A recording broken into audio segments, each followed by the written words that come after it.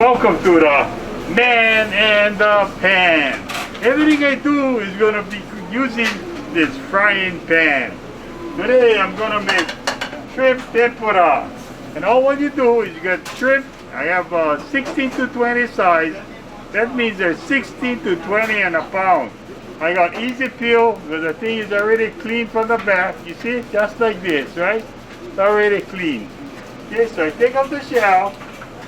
You gotta take off the shell now, okay? And right on the bottom, and make some slits like this, right? But we're gonna make the shrimp long and straight. Then you press it down. You can hear the thing crunch like that, right? Then you got the tail, you clean off the rubbish. And so there you go. You got the shrimp just like this. To make the tempura better, you buy this 1916 tempura mix from KTA. So what you do, you put 1 cup of the panko. Okay? Right inside a bowl like that. Then you get 3/4 cups of water. Add it in and you mix it up. Then in another bowl, add some of the dry tempura mix powder. Put some batter in the hot oil to test whether it's ready. When the batter sizzles, it's ready.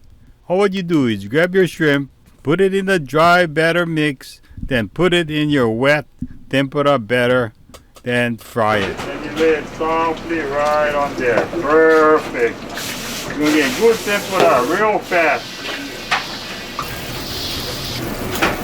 Okay, when it's about a minute or so, it's fried on one side, you turn it over, it's fried on the other side. Okay, just like this.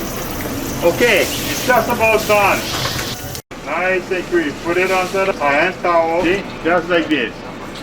Shrimp tempura. Whew! Look at them, piping hot. Shrimp tempura. Woo! Oh!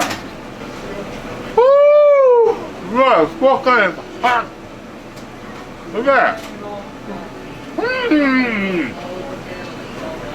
But it's so good.